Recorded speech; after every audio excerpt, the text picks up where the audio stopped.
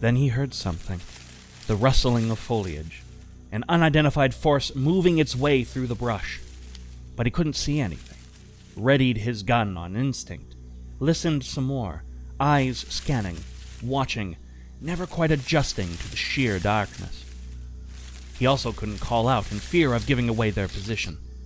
According to B.H. Norton, the following happened.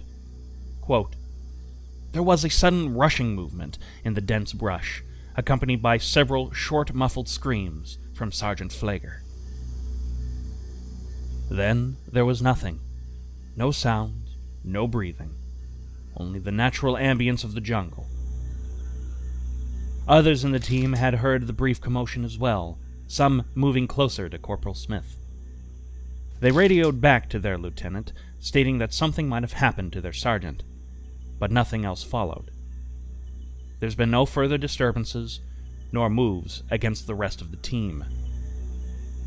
The lieutenant tried to stay positive, thinking that perhaps Sergeant Phleger had a nightmare and possibly wandered off briefly into the jungles. But that didn't seem like Phleger at all, and had Phleger come back, or moved ahead too far, surely the rest of the team would have heard it. In fact, Phleger had only positioned himself roughly 5 feet in front of the nearest Marine. So what happened? Had the VC moved in for an ambush? The NVA?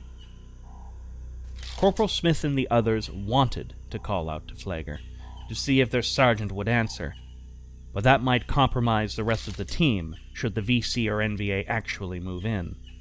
Should they shine a light to where Phleger had positioned himself? No, they couldn't. This too might compromise the team. Seeing no other option, Corporal Smith and a couple other teammates decided to crawl through the brush, moving slowly, trying not to make too much noise. They found clear signs as to where their sergeant had sat, but nothing more, and the darkness made it near impossible to ascertain what had occurred here.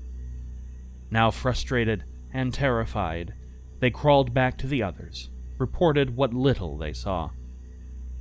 If any of the team had begun dozing off, they were now fully awake. No, Sergeant Phleger hadn't had a nightmare and grown disorientated. That was now clear. Something bad had happened to him, but by who or what, the team couldn't ascertain.